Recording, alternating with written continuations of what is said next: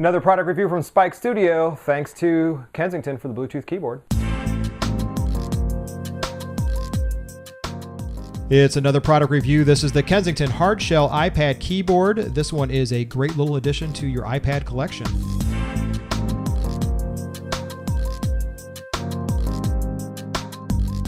Hey everybody, another product review from Spike Studio. This time we're looking at a Bluetooth keyboard. We've actually looked at them before. We've had floppy, terrible Bluetooth keyboards before. This one, Kensington, is supposed to be a little bit of a case and a keyboard wrapped up all in one. It's a hard shell keyboard. So it comes with only two parts basically, the keyboard itself and the USB part you need to keep it recharged. Don't know what the exact battery life is yet. We've been using it for hours. I left it sit charged for over a week without using it, and it still was ready to go when I turned it on. So that comes with it. It's a good instruction book. The rest of it though is we'll pop it out of the casing here, and there is an instruction book for those that want to know.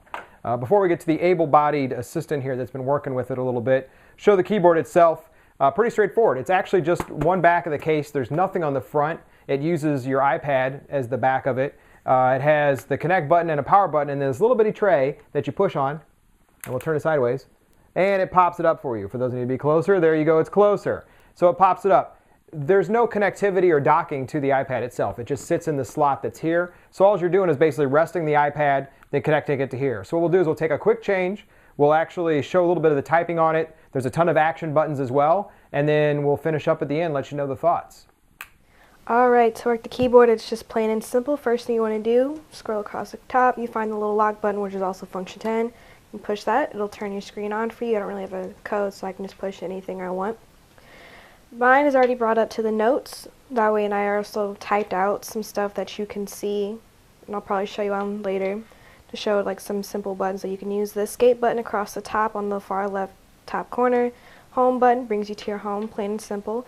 The F1 button that you have, it also brings up your photos. It'll take a couple of seconds for it to come up, but it shows basically everything that you've taken a photo of, whether it's the album work on your iPad, screensavers, or just any other random pictures that you've taken. So let's go ahead and go back to that. The F3 button goes across. You can actually just go straight across to your search button and have to scroll all the way back. You already know what the play button does. It just works the music that's already on your iPad, so please make sure the music you are playing is appropriate for the first song. The F7, 8, and 9 button controls the volume. The F10 button, like I showed you at the beginning, was the lock button. F11, 12, and the little copy button over here I'll show you in just a second actually. Let's go ahead and go back. We're going to click on the notes. Open up a new one. Plain and simple, just type.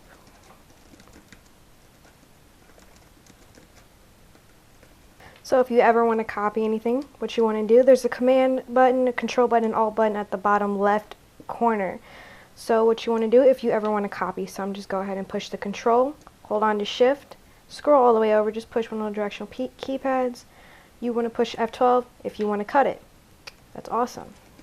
If you wish to copy it, push the same thing, shift or command shift, scroll over to however far you want to, and then you push the copy. Let's go ahead and go down. We'll go back to the home real quick, and just like a normal iPad, just go ahead and scroll on across to whatever it is that you want. Let's go ahead and try to test out the music real quick. Anthony Hamilton playing. Who doesn't like a little bit of Anthony Hamilton? Just keep scrolling across, trying to play your music.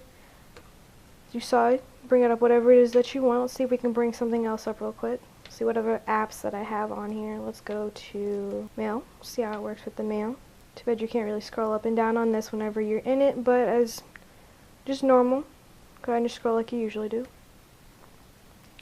And that's about it for the keyboard. Honestly, it's pretty simple. I honestly do not know what this button on the lower right hand side of your keyboard, I'm still trying to test most of this out, but you can just kind of test it as you go.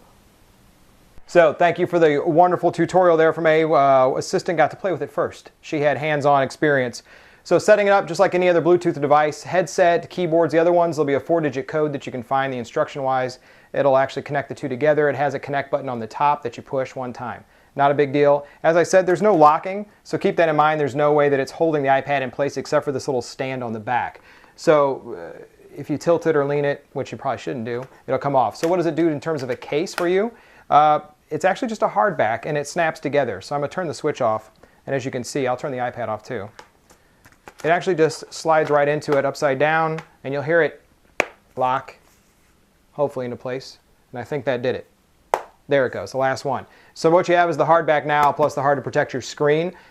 One thing I laughed about was, well, how do you get it off? It should be quite simple. And looking at it, there's no like real tab or anything. You still have access to some of the ports like the headset port. You have access to charge, which is also good. You could charge the keyboard still because you can access all of that on here as well. One thing you couldn't do is easily just pop it. Pop it. And you just want to, I'm telling you, it really is, they made it really simple to just, okay, pop it out like that to put it back into play and put it in the slot. As you can see, that's how easy it is to pop it back into place. Thank you, Kensington. So no, thank you to them. The keyboard performed very well. All the function buttons are a big bonus, as you saw. It's really nice to have some capabilities that integrate right with the iPad itself to work with it.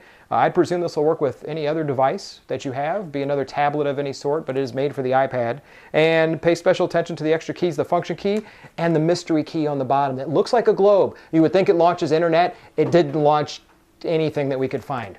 So thank you to Kensington, another Bluetooth keyboard. Remember, Spike Studio for all your product reviews. Follow us on YouTube, follow the playlist, and if you want to see something we haven't done, let us know.